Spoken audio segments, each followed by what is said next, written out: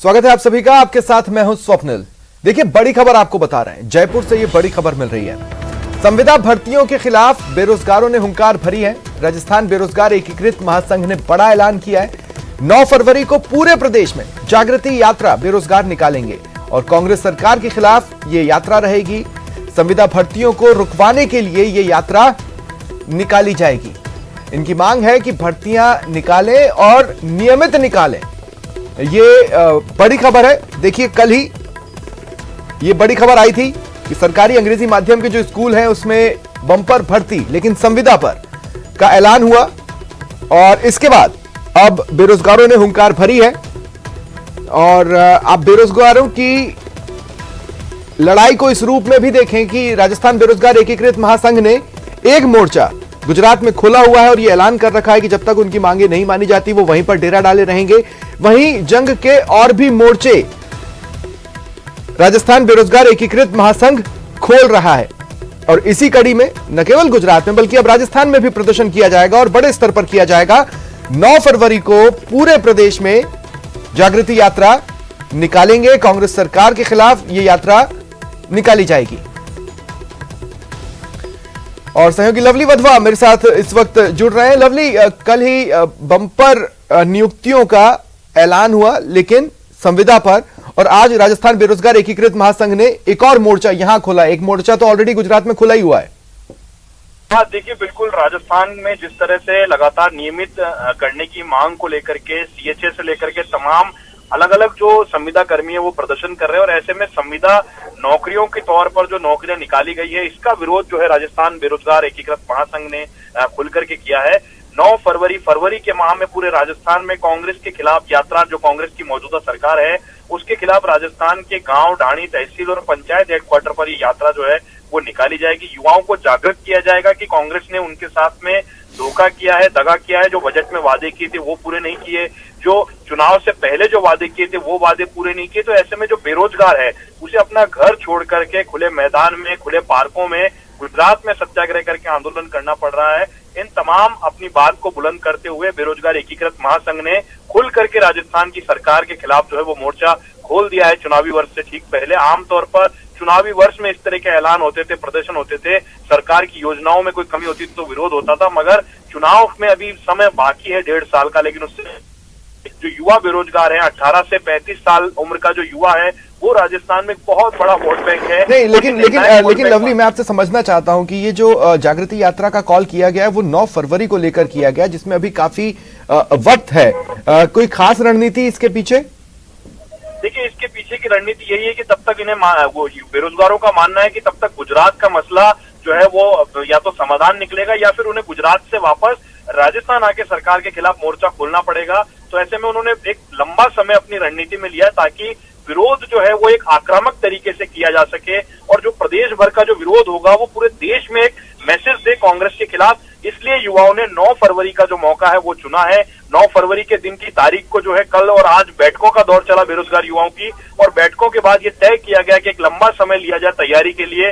गांव-गांव में पीले चावल बांटे जाएंगे, युवाओं को बुलाया जाएगा, कहा जाएगा उनसे कि तमाम युवा एकत्रित हों और युवा जागृति यात्रा निकालें सरकार के खिलाफ और लोगों को जगाएं कि कांग्रेस ने उनके साथ में जो दगाबाजी की है वो दगाबाजी कहीं और राज्यों में ना हो जाए। ऐसा आरोप बेरोजगार संगठन लगातार लगा रहे हैं और उपेंद्र यादव तो खुल करके राजस्थान की सरकार के अफसरों के खिलाफ, मंत्रियों के खिलाफ जो वादे किए गए उनकी वादा खिलाफी का आरोप भी लगा रहे हैं। तो ऐसे में साफ तौर पर सरकार और बेरोजगार अब आमने सामने होते हुए नजर आ रहे हैं। पूरी तरह से विपक्ष की भूमिका बेरोजगार ने ले ली है और बेरोजगार अपनी कमिटमेंट जो उनकी मांगे हैं उन मांगों को चलिए, शुक्रिया लवली तमाम जानकारी के लिए।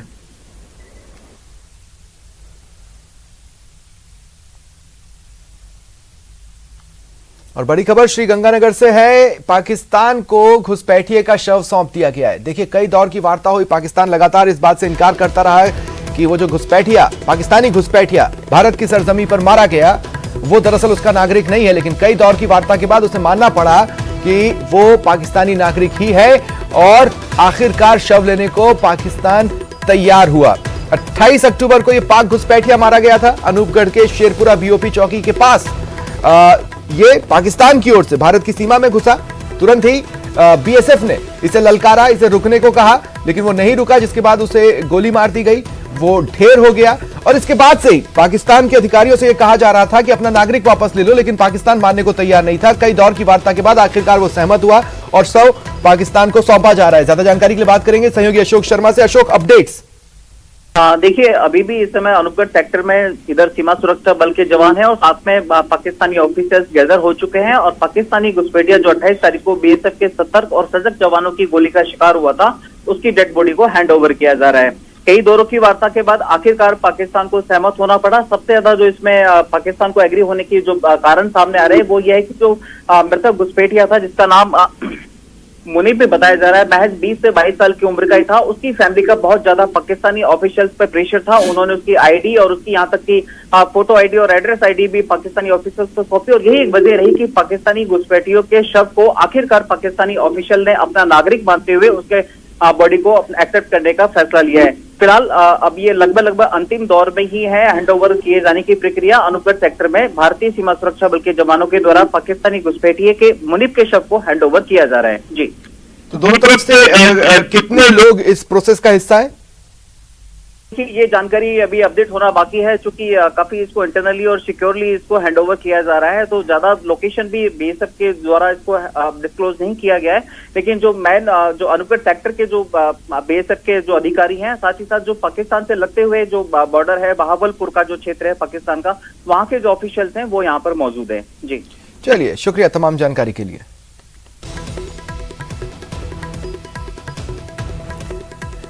और बड़ी खबर जयपुर से है। यहां छात्रों ने हल्ला बोला। एक टीचर का ट्रांसफर हो गया, जिससे छात्र काफी आक्रोशित हैं और प्रदर्शन कर रहे हैं। दरअसल स्कूल में पिछले 8 सालों से एक टीचर कार्यरत थे। स्टूडेंट्स को वो टीचर काफी प्रिय है।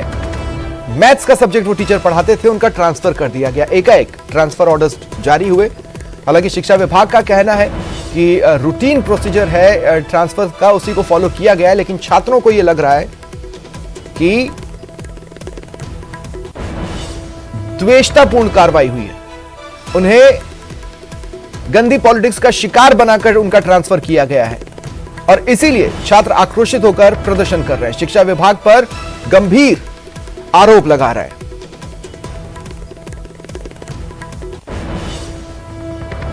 और हनुमानगढ़ से सड़क हादसे की खबर है। यहां एक खड़े हुए ट्रक से कार टकरा गई। 2 लोगों की इस हादसे में मौत हुई, 2 लोग घायल हुए हैं। हालांकि ये जानकारी अब तक सामने नहीं आई है कि आखिर हादसे की वजह क्या रही है। कुछ संभावनाओं को जांच के दौरान खंगाला जा रहा है, लेकिन खड़े ट्रक से ये कार टकराई, 2 लोगों की मौत हो गई, 2 लोग घायल हुए हैं। संगरिया में रतनपुरा बाईपास के पास ये हादसा हुआ। जो लोग घायल हुए हैं उन्हें जिला अस्पताल में भर्ती करवाया गया है, जहां उनका इलाज चल रहा है।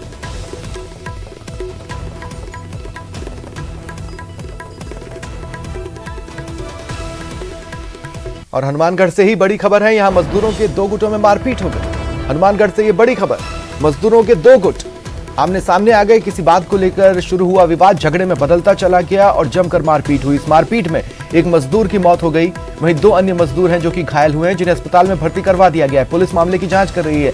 ये पूरी घटना पीलीबंगा के 26 पीबीएम में हुई।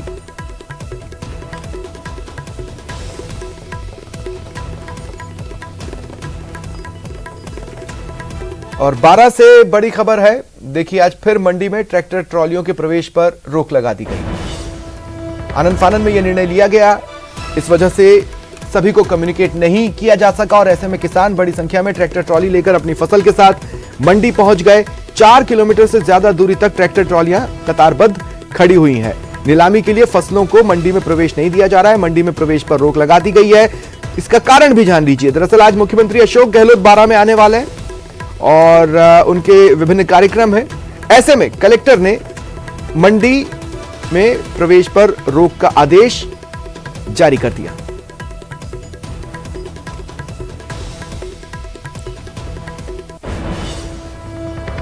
और कोटा में युवक सुसाइड मामले में बड़ा अपडेट है। मध्य प्रदेश में पुलिसकर्मियों पर कार्रवाई हुई है। एसएचओ समेत अन्य पुलिसकर्मियों पर गाज गिरी है। एमपी के श्योपुर थाने के एसएचओ को निलंबित किया गया है। साथ ही अन्य पुलिसकर्मी भी सस्पेंड हुए हैं। देर रात भीड़ पर इन्होंने लाठीचार्ज किया था। फिलहाल जो युवक के परिजन हैं वो अंतिम संस्कार करने को राजी नहीं हुए हैं। एसएचओ समेत 4 लोगों के खिलाफ मामला दर्ज हुआ था। साथ ही मृतक का जो पोस्ट है वो सोशल मीडिया पर वायरल हो रहा है। झूठे मुकदमे और रिश्वत मांगने का मध्य प्रदेश पुलिस पर गंभीर आरोप इस युवक ने लगाया।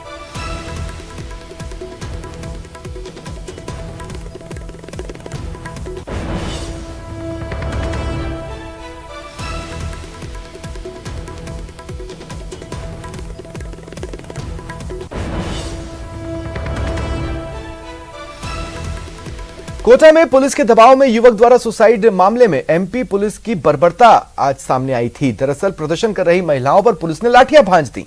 कई महिलाएं चोटिल हुई। पुलिस ने जबरदस्ती शव को घर भिजवा दिया। हालांकि अभी भी परिजन शव का अंतिम संस्कार करने को राजी नहीं है। इससे पहले देर रात जलालपुर चौकी के बाहर लोगों ने हंगामा किया। चौकी में घुसकर तोड़फोड़ की। पुलिस ने लाठियां बरसाकर आंसू गैस के गोले छोड़े और भीड़ को तितर बितर करने की कोशिश की। बता दें, खातौली निवासी धर्मेंद्र ने सुसाइड से पहले एमपी पुलिस पर गंभीर आरोप लगाए थे।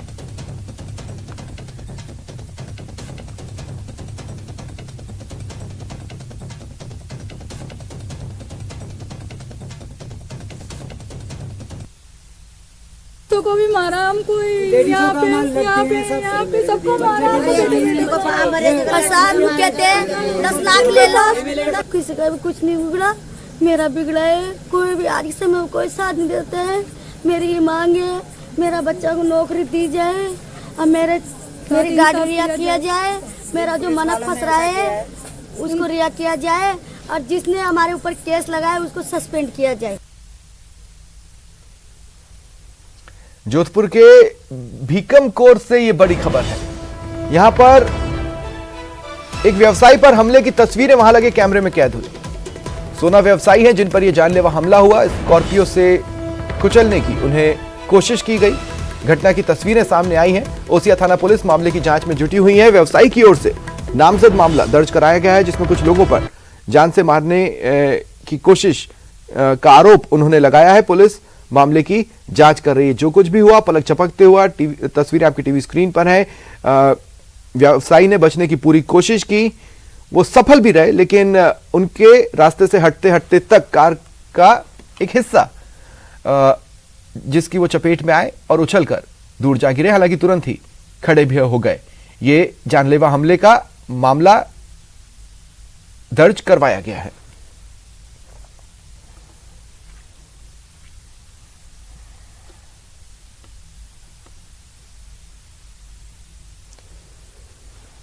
देखिए, सोना व्यवसायी का कहना है कुछ लोगों से उनकी रंजिश चली आ रही है और इसी रंजिश के तहत उन्हें मारने की कोशिशें हुई। देखिए, तस्वीरें आपकी टीवी स्क्रीन पर है। सड़क के किनारे पर बाइक खड़ी कर ये व्यवसायी खड़े हुए थे। इसी दौरान उन्होंने अपनी ओर रफ्तार से एक कार को आते देखा। तुरंत ही उन्होंने वहां से हटने में गनीमत समझी। उन्हें यह अंदाजा था कि दरअसल ये कार उन पर चढ़ाने की कोशिश हो रही है। हटते हटते भी वो कार की एक हिस्से से चपेट में आए और उछलकर दूर जा गिरे। ज्यादा जानकारी के लिए बात करेंगे सहयोगी चंद्रशेखर से। चंद्रशेखर, कहां तक पहुंची है पुलिस की जांच? देखिए, इस मामले को लेकर जो ओसिया थाना अधिकारी सुरेश चौधरी है उनसे हमारी बात हुई। उन्होंने बताया कि ये जो करीब 2 साल से इन दोनों के बीच में वैमनस्य चल रहा था, जिसके चलते ये हमला किया गया है और पुलिस जो है उनकी तलाश कर रही है। इसको लेकर जो पुलिस आरोपियों के मोबाइल की लोकेशन ट्रेस कर रही है। इसके साथ ही मुखबिर तंत्र को जो है जागृत किया गया ताकि जल्द से जल्द इनका पता चले और कहां पर ये पहुंचे और कहां पर इनको गिरफ्तार किया जा सकता है। कैसे भी जल्द से जल्द इनको गिरफ्तार करने का प्रयास जो है पुलिस कर रही है। ये स्वर्ण व्यवसायी कुंदनमल जब आज कल दोपहर 3 बजे अपने दुकान के पास पहुंचा था और उसने जैसे ही गाड़ी खड़ी की, इतने में एक स्कॉर्पियो से पवन और उसके 2 साथियों ने इस पर जो है जानलेवा हमला किया। इसकी हत्या को एक्सीडेंट का रूप देने का प्रयास कर रहे थे और इसको लेकर उन्होंने हमला किया। पूरे घटना का सीसीटीवी फुटेज सामने आया। देख सकते हैं किस तरह से जो जब हमला होता है, जब वो दुर्घटना खारिज की जाती है तब वो उछलकर दीवार से जाकर टकराता है और उसकी गाड़ी जो है पूरी तरह क्षतिग्रस्त हो गई। लेकिन गनीमत रही कि जो स्वर्ण व्यवसायी कुंदनमल है वो अपनी जान बचाने में सफल रहा। जी, ये किस तरह की रंजिश की बात व्यवसायिक बता रहे हैं? अब देखिए, इसको लेकर जो थानाधिकारी है उन्होंने बताया कि करीब 2 सालों से इनके बीच कोई बात को लेकर अनबन थी और लगातार एक दूसरे पर जो है वे आरोप प्रत्यारोप करते आ रहे हैं और दोनों की दुश्मनी के चलते आज जो कल दुश्मनी इस अंजाम पर पहुंची कि जानलेवा हमला किया गया है। जी, चलिए, शुक्रिया तमाम जानकारी के लिए।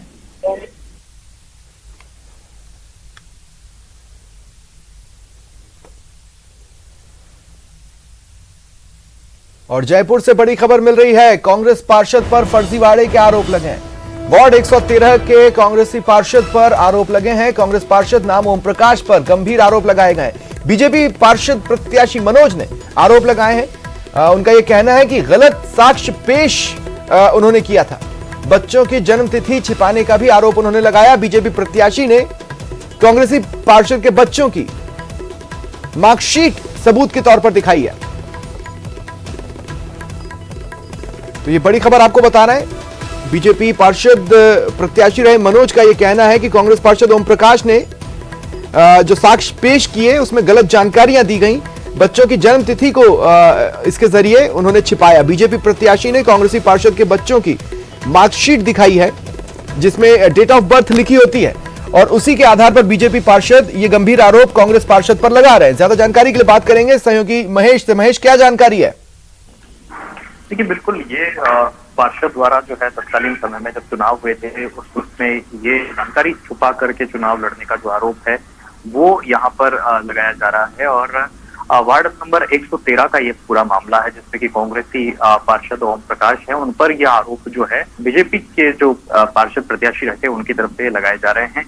क्योंकि अभी देखिए मेयर का चुनाव यहाँ पर चल रहा है और ऐसी गहमा गहमी जब बनी हुई है नगर निगम ग्रेटर में, तो ऐसे में जो पार्षद हैं उन्होंने अभी इस वाले मामले को यहाँ पर जो है सुर्खियों में लाने की कोशिश करी है। कहीं कहीं जो है उनका ये कहना है कि जो पार्षद के जब चुनाव हुए थे तब गलत साक्ष्य पेश किए गए थे। जब एक नियम है कि 1995 से पहले जो 3 बच्चे होते हैं तभी चुनाव में योग्यता होती है, लेकिन उसके बाद में भी जो है जानकारी छुपा करके अपने बच्चों की जो जन्म तिथि है उसको गलत दिखा करके जो प्रत्याशी है उन्होंने यहाँ पर जो है चुनाव लड़ा था और उस चुनाव को जीते थे। इस मामले में जो है उन्होंने कोर्ट का दरवाजा खटखटाया है और साथ ही में बीजेपी प्रत्याशी जो है वो इस मामले पर जो है अभी कह रहे हैं कि सरकार जो है इस पर चुप बनी हुई है। जबकि दूसरी तरफ सरकार ने बीजेपी के जो 4 पार्षद जिनमें की मेयर भी थी उनको हटाने की जो कार्रवाई है वो जितनी तुरंत में की है, इस वाले मामले के लिए वे काफी समय से संघर्ष कर रहे हैं, लेकिन जो उन्हें यहाँ पर सरकार की तरफ से कोई जो है ठोस आश्वासन यहाँ पर अभी नहीं मिल पा रहा है और न इस वाले मामले की जो जांच है सरकार प्राथमिकता से कर रही है। हालांकि अभी कांग्रेसी पार्षद ओम प्रकाश है उनकी तरफ से प्रतिक्रिया इस पर आना बाकी है कि जो भाजपा पार्षद की तरफ से जो उन पर गंभीर आरोप लगाए हैं उस पर उनका क्या कहना है। जानकारी उनसे भी लेने की हमारी कोशिश यहाँ पर बनी हुई है कि उनसे भी हम पूछेंगे कि किस तरह से इस पूरे मामले की जो सच्चाई है वो अपनी तरफ से वो क्या रख रहे हैं और कोर्ट में अगर ये मामला जाएगा तो अब देखने वाली बात ही रहेगी कि कोर्ट इस वाले मामले पे क्या फैसला देता है। तो बीजेपी के पार्षद जो मार्कशीट्स दिखा रहे हैं कांग्रेसी पार्षद के बच्चे के, क्या उससे उनकी बात को बल मिल रहा है? यानी वो तो अपनी तरफ से सबूत समझ कर रख ही रहे। देखिए, बिल्कुल ये जो जन्मतिथि का मामला है और 3 बच्चों का जो योग्यता चुनाव में होती है उसका मामला जुड़ा हुआ है और इसमें जो पार्षद है जिन पर की आरोप है कि जन्मतिथि से छेड़छाड़ की गई है, इस मामले में अब कहीं न कहीं जो है कोर्ट जो है वो फैसला करेगा कि जो वाकई में जो दस्तावेज दिए गए हैं क्या वे जाली है, नकली है या उनमें कोई छेड़छाड़ हुई है या फिर नहीं। तो इसे लेकर के अभी कोर्ट में यह मामला चल रहा है। लेकिन जिस तरह से सरकार के समक्ष में जो है बीजेपी के प्रत्याशी उन्होंने ये मामला रखा था, लेकिन उस पर जो जांच है वो करके और उस पर जो कार्रवाई है वो अमल में नहीं लाई जा रही है। ये जो है बीजेपी पार्षद जो मनोज हैं उनका यहाँ पर ये आरोप है और वे लगातार कह रहे हैं कि इस मामले को जो सरकार है वो क्यों दबाने की कोशिश करी, क्योंकि कांग्रेस से जुड़े हुए पार्षद हैं इसलिए उनके खिलाफ में कार्रवाई नहीं की जा रही। जबकि 4 बीजेपी के जो पार्षद थे उनके खिलाफ में सस्पेंशन की भी कार्रवाई की गई, उनको बर्खास्त भी कर दिया गया। तो फिर ऐसे में इस मामले में कांग्रेस के पार्षद पर कार्रवाई क्यों नहीं की जा रही है? चलिए, शुक्रिया तमाम जानकारी के लिए।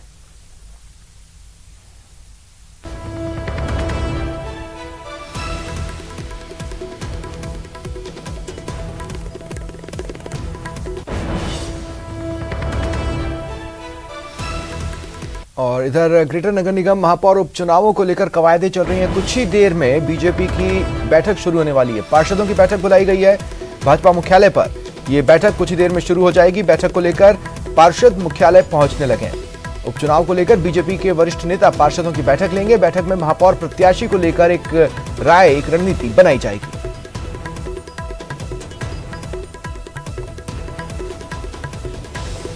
कुछ ही देर में बीजेपी पार्षदों की बैठक शुरू होगी। कहते हैं दूध का जला छाछ फूंक कर पीता है।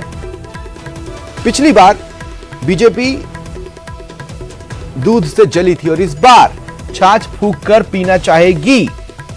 ऐसे में प्रत्याशी चयन एक बड़ी चुनौती बीजेपी के लिए रहने वाली है। कुछ ही देर की बात है जिसके बाद बीजेपी पार्षदों की यह बैठक शुरू हो जाएंगी। एक एक कर बीजेपी के पार्षद मुख्यालय पहुंचने लगे हैं। बीजेपी के वरिष्ठ नेता पार्षदों की बैठक लेंगे। ज्यादा जानकारी के लिए बात करेंगे सहयोगी महेश से। महेश, देखना होगा कि पिछली बार की गलती से बचने के लिए क्या उपाय किए जाते हैं और ज्यादा से ज्यादा नाराजगी को कम रखने के लिए क्या किया जाता है। जी बिल्कुल, देखिए स्वप्निल, मैं जानकारी देना चाहूंगा कि जिस तरीके से भाजपा ने यहाँ पर जो है अपनी बाड़ेबंदी की तैयारियां कर ली है और चोमू के भीतर पे जाकर के वहां पर बाड़ेबंदी ये रहेगी, इसी कारण से इतना एहतियातन बीजेपी ने ये रखा है कि गुलाब चंद कटारिया जो नेता प्रतिपक्ष है उनको ये जिम्मेदारी दी गई है इस पूरे चुनाव को कंडक्ट करवाने की। तो इस लिहाज से आप गंभीरता समझ सकते हैं कि विष्णु लाटा का जो पुराना मामला रहा है उससे कहीं न कहीं एहतियात रखना चाहती है बीजेपी। किसी तरह की जो आशंकाएं हैं उससे नहीं बचना जो है वो चाहेगी, क्योंकि प्रताप सिंह खाचरियावास कल ये जरूर ऐलान कर रहे थे कि कई जो बीजेपी के पार्षद हैं वो लगातार यहाँ पर कोशिश कर रहे हैं कि जो है कांग्रेस के खेमे में जा सके और वहां उनसे संपर्क साधे हुए हैं। इसी कारण से बीजेपी के लिए बड़ी आशंकाएं जो है वो यहाँ पर हो जाती है और इसी तमाम जो आशंकाएं हैं उनको दरकिनार करने के लिए बीजेपी किसी तरह से कोई कोर कसर यहाँ पर नहीं छोड़ना चाहेगी। इसी लिहाज से सभी पार्षदों को फोन किया गया। हालांकि 12 बजे का तय वक्त दिया गया था, 12 बजे एक भी पार्षद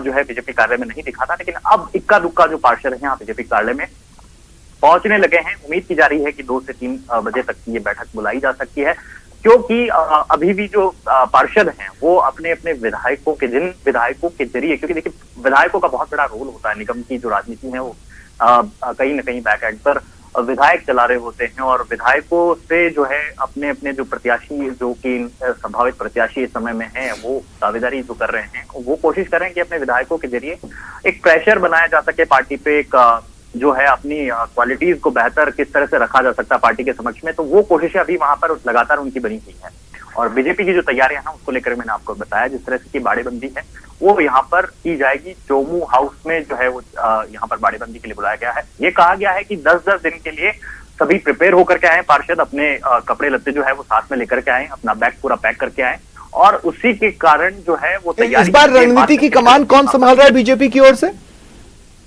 जी देखिए, मैंने आपको जिस तरह से जानकारी दी है कि इस जो चुनाव की भागीदारी, चुनाव की जो बागडोर है वो थमाई गई है नेता प्रतिपक्ष गुलाब चंद कटारिया को, जो बड़ी जिम्मेदारी उनको दी गई है और उनके यहाँ पर ही जो है रामलाल जो शर्मा है जो चोमू से विधायक आते हैं उनको जो है एक बड़ी लीड जो है इसमें दी गई है, क्योंकि वो जो है वहां पर चोमू में बाड़ेबंदी को संभालेंगे। तो इस लिहाज से कहा जा सकता है कि कई जो बड़े नेता है बीजेपी के वो इसमें एक्टिव हुए हैं।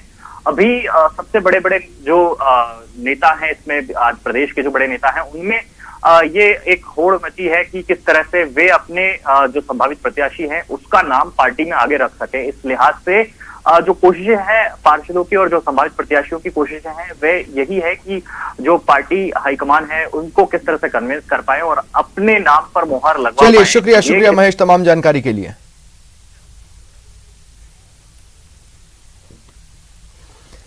चलिए बढ़ते आगे। खबर है रोडवेज बस में सफर करने वाले यात्रियों के लिए जरूरी। अगर आप रोडवेज बस में सफर करते हैं तो सावधान हो जाएं।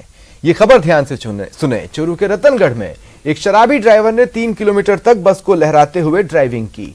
इतना ही नहीं, कंडक्टर ने नशे की हालत में एक महिला यात्री से छेड़छाड़ की। उसके बाद जनाब बेहोश हो गए। महिला के साथ छेड़छाड़ की घटना को लेकर यात्रियों ने आक्रोश जताया। बस को बिसाऊ बाईपास पर रोका, हंगामा किया। एक बार की कंडक्टर की धुनाई तक की नौबत आई। बाद में यात्रियों को दूसरी रोडवेज बस से झुंझुनू के लिए रवाना किया जा सका।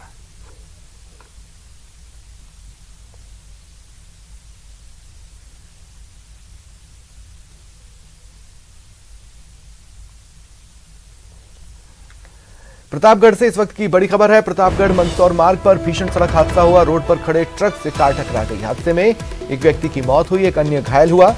टक्कर के बाद 20 फीट दूर कार जाकर गिरी।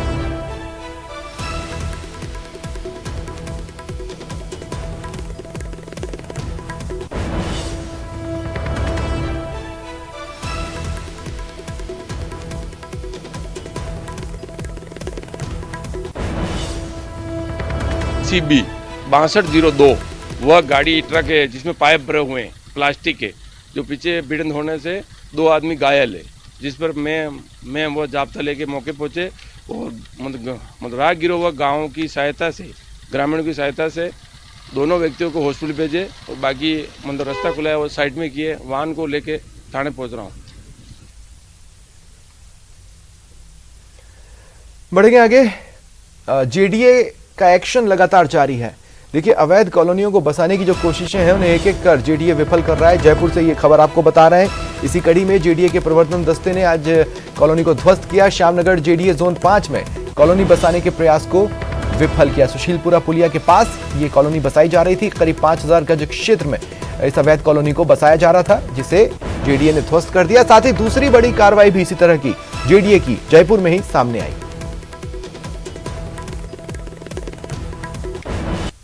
और सीकर से बड़ी खबर है। कार में संदिग्ध अवस्था में सेना का सूबेदार मिला। रात को पुलिस ने उन्हें अस्पताल पहुंचाया। इसके अस्पताल में इलाज के दौरान उनकी मौत हो गई। पुलिस ने शव को मोर्चरी में रखवाया है। आपको बता दें कि सेना का ये सूबेदार जबलपुर में पोस्टेड थे। कार में मिले आधार कार्ड से इनके बारे में जानकारी मिली। फिलहाल पुलिस मामले की जांच में जुटी हुई है।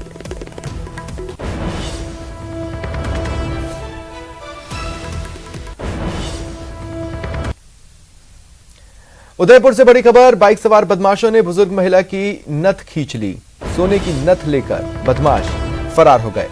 गोगुंदा थाना क्षेत्र में ये वारदात सामने आई। ओबरा गांव में ग्रामीणों ने बदमाशों को धर दबोचा, जिसके बाद एक बदमाश तो भागने में सफल रहा, लेकिन 2 अन्य को बाइक के साथ पुलिस के हवाले किया गया।